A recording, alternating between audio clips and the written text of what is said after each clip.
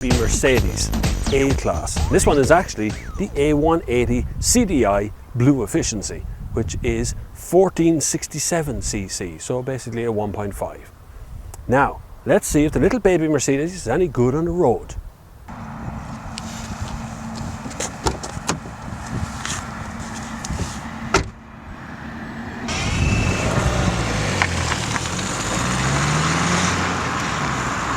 So the object here has been to shake off the old man look and feel to the Mercedes range, and they have done a spectacular job in just that, in really shaking up their own image, and it's happened very subtly and very slowly.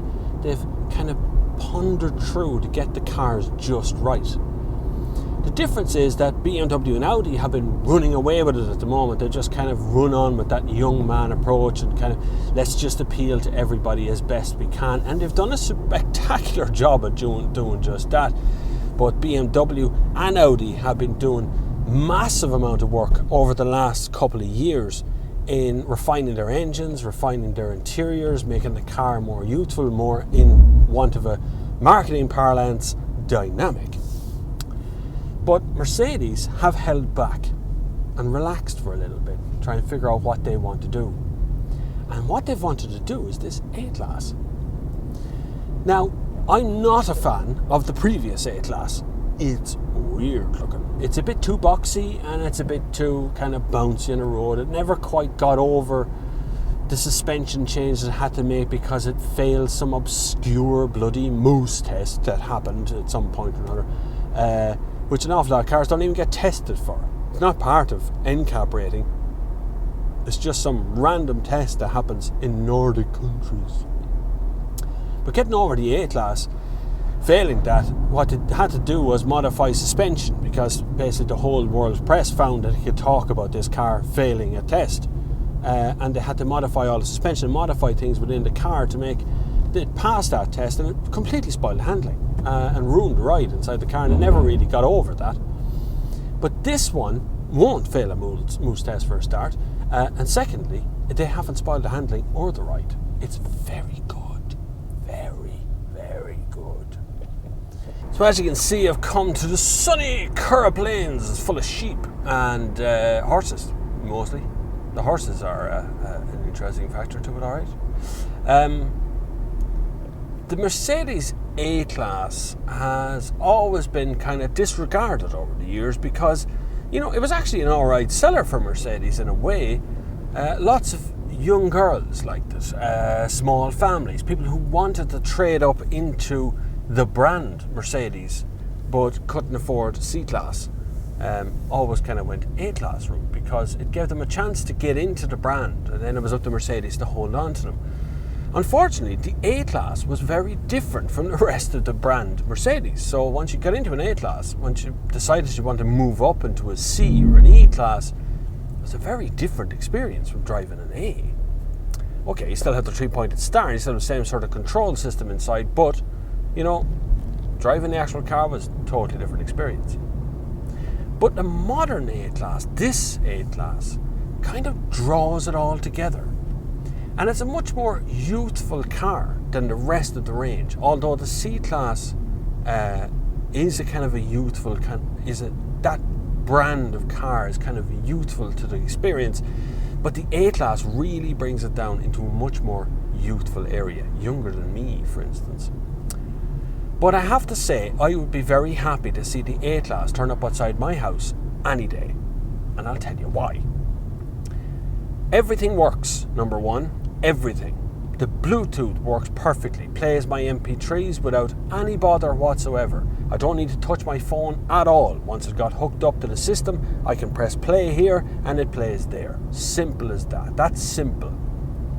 I have a warning system here. A little red triangle appears on the dashboard if I get too close to the car in front of me.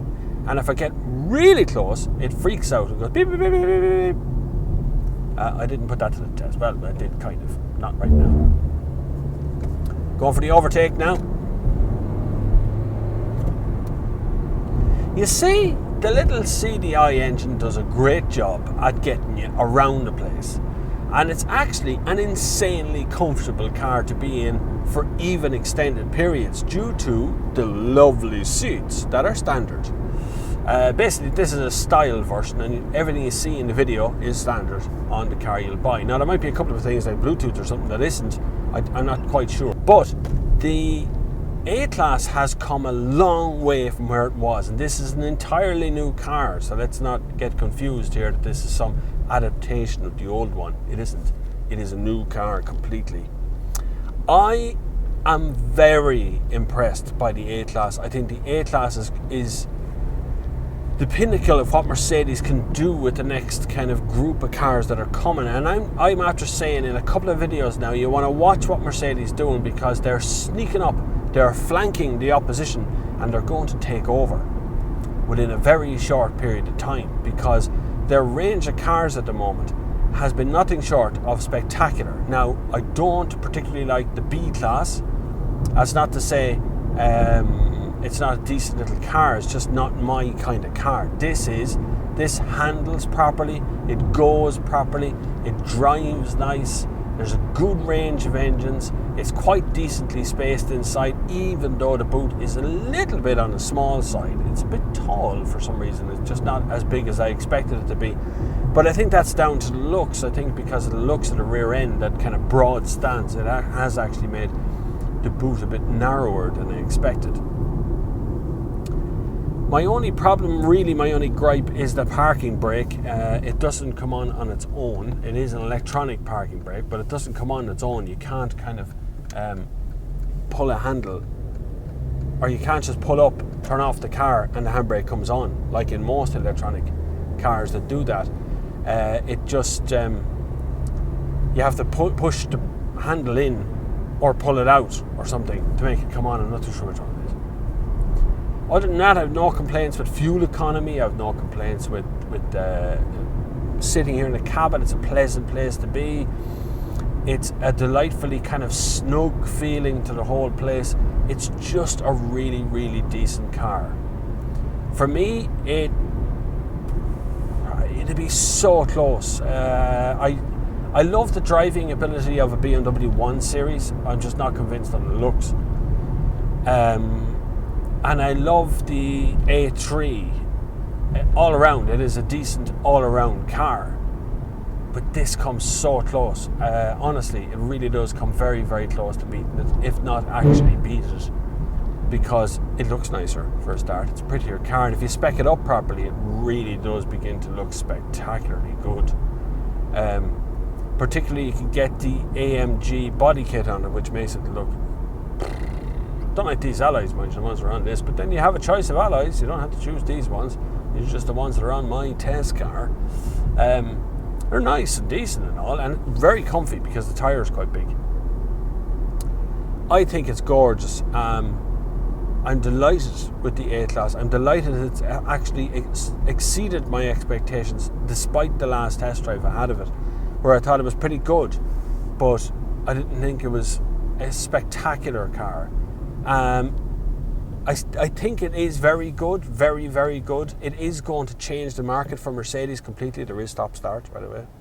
It is going to change the market for Mercedes completely and youthify the whole thing, which is what their intention was, to bring it to a younger audience. And I'm delighted to say that's exactly what this car will do. Will bring them to a younger audience, appeal to much more younger buyers. And with prices starting in around the 26 grand mark, you know, you're not going to go far wrong with a luxury brand of car to be able to get that, because it does feel luxury. You know, everything you see, like I say, is standard in the car, and even the seats, which are kind of luxury feeling seats. And it gets more luxurious from here because this is just the style one. There is an urban version, and of course you have the other versions as well. Typically Mercedes, there's going to be a lot of versions, a lot of options, a lot of engine choices. Not really affecting on the price end of it so much as just affecting what kind of car you want. They're very bespoke cars. They do like to give you a lot of choices of cars. Now that I'm stuck in traffic, it is quintessentially Mercedes, while at the same time being properly luxurious and properly nice to drive. I'm very impressed. I hope it sells in numbers because it's a decent little car. Definitely a 9 out of 10, and it only gets that one mark off because of the funny bloody controls that are always in a Mercedes. Just this one stalk thing, which is, well, it's all right. You know, you get used to it. But it would be a lot easier if there was more stalks and damn parking brake, which doesn't come on its own.